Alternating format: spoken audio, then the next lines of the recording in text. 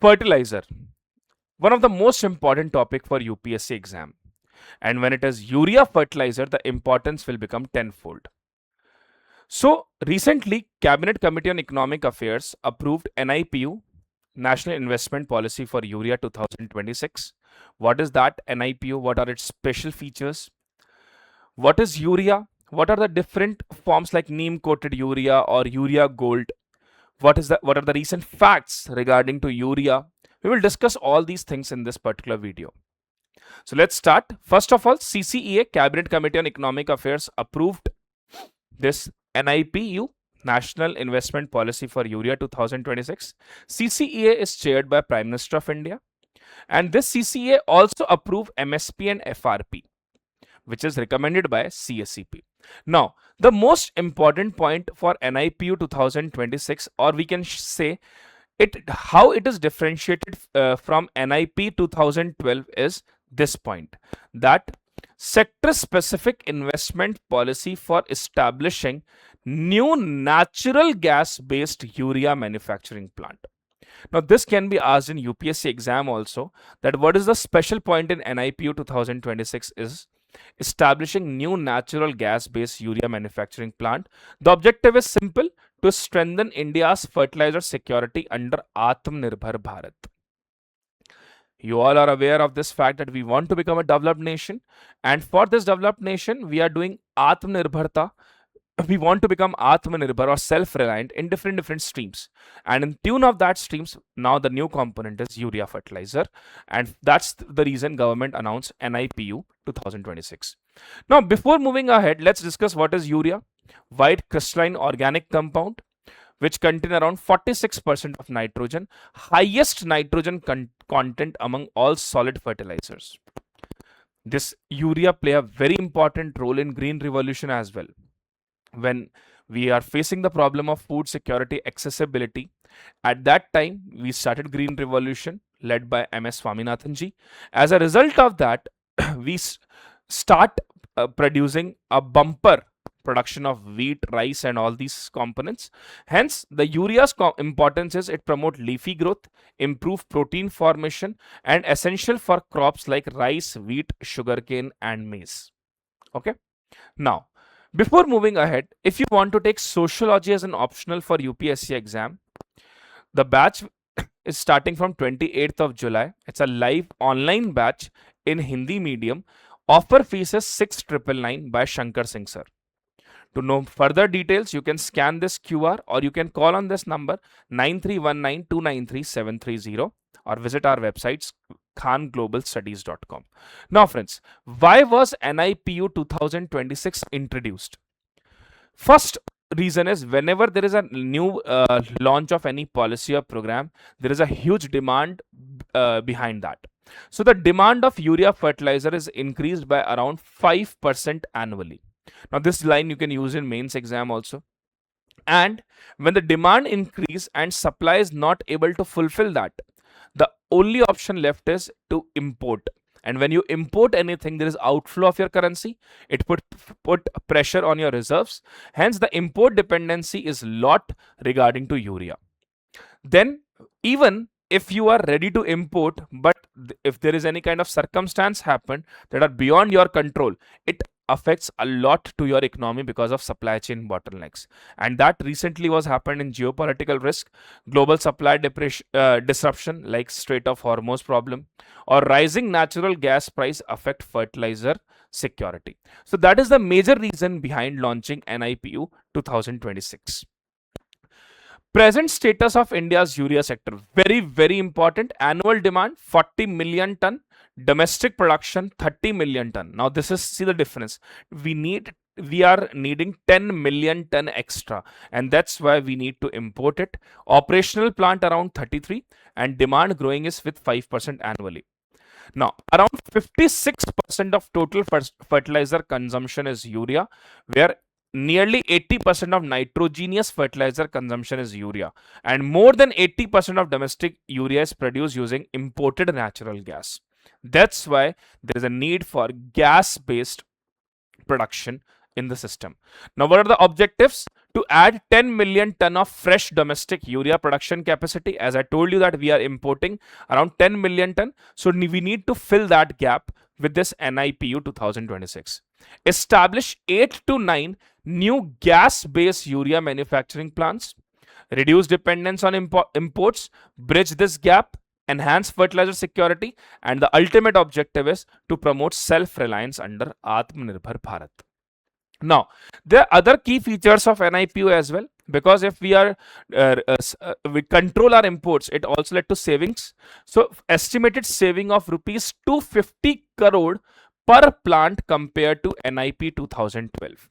So, that's a big number, 250 crore rupee saving per plant compared to NIP 2012.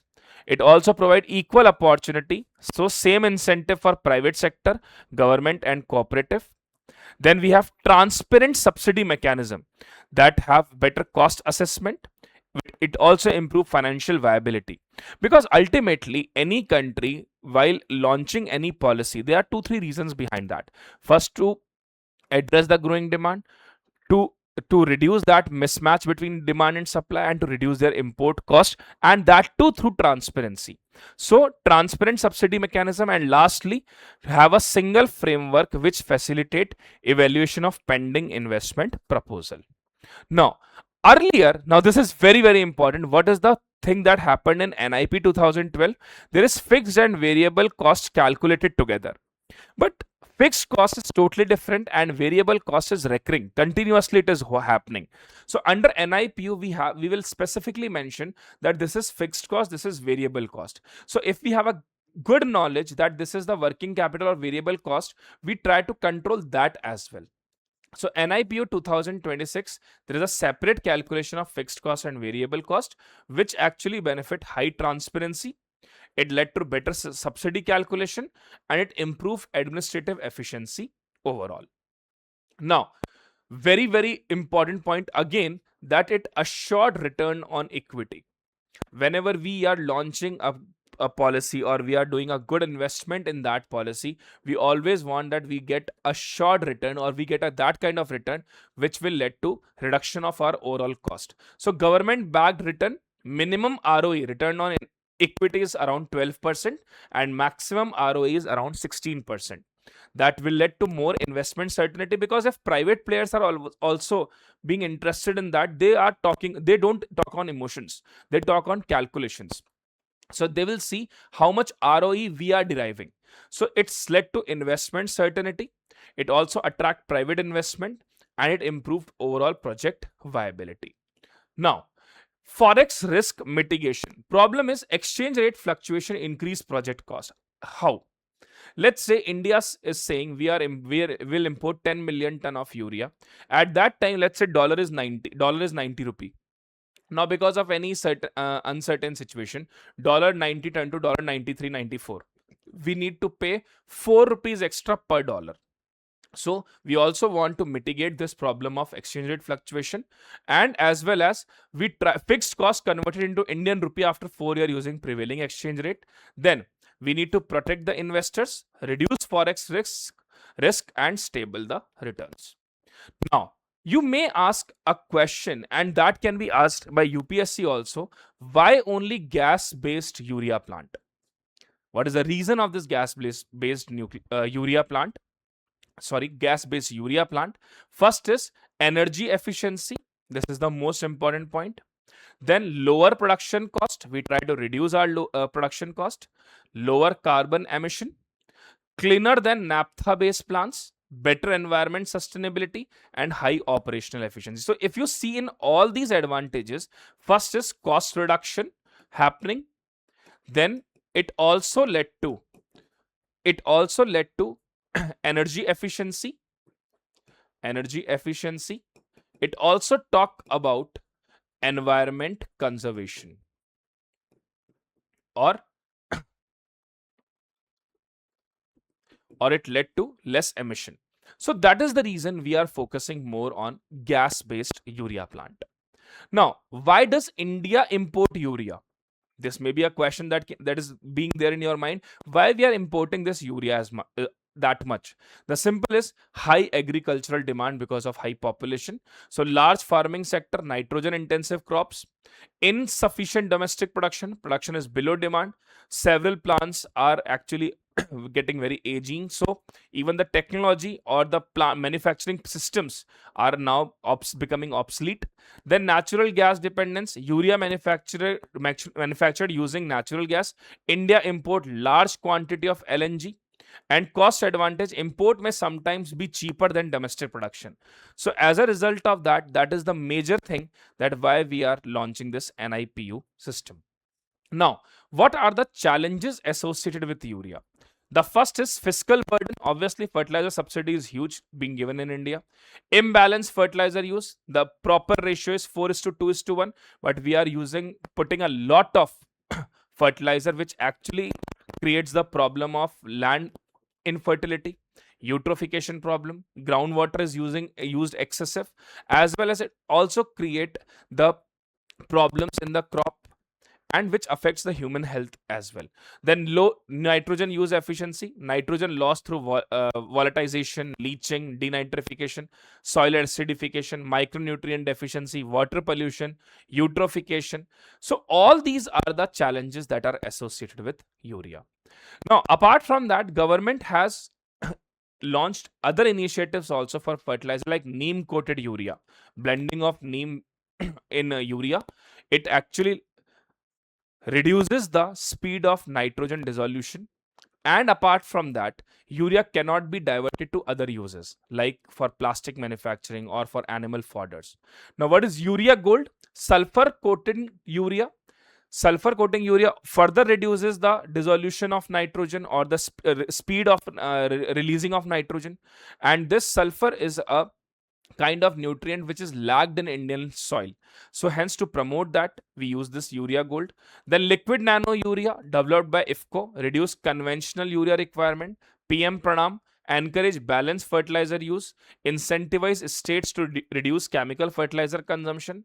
Then one nation, one fertilizer, subsidized fertilizer sold under Bharat brand, and ensure timely and uniform availability, so that there must not be any kind of confusion regarding to availability of urea or different forms of that. Now, what are the expected benefits of NIPU 2026? To achieve greater self-reliance, reduce import dependence, strengthen India's food and fertilizer security, promote public and private investment. It also led to improve transparency in subsidy calculation, protect investors from exchange rate fluctuation, and save over rupees 250 crore per plant. It also support sustainable and energy efficient fertilizer production. So these are the benefits of NIPU 2026. Now it's a question for you. You all can pause this video or mention in the comment what is the right answer of this question. With reference to NIPU 2026, consider the following statement. The policy aimed to establish 8 to 9 new natural gas based urea manufacturing plant to enhance domestic urea production. It introduced ROE brand of 12 to 16% for investors. Under the policy, MRP of urea will be deregulated and determined by market forces. नहीं, ऐसी कोई बात यहाँ पर नहीं है. The policy provide identical incentives to private, government and cooperatives project. This is true. So 1, 2 and 4 A is the correct answer. Friends, we also launched our UPPCS prelims test series 2026 in online and offline mode, both in Hindi and English medium. It started from 5th of July. Total test 27, 15 sectional, 12 full length, 6 GS plus 6 CSAT. Offline fees is 24.99 and online fees is 14.99. You can scan this QR to register, and to know further details, you can call on this number 8757354880, or you can visit on our website. So I hope you get a good insight regarding to this NIPU 2026. If you really like this video, please share, please comment, and do subscribe our channel. Thank you and take care.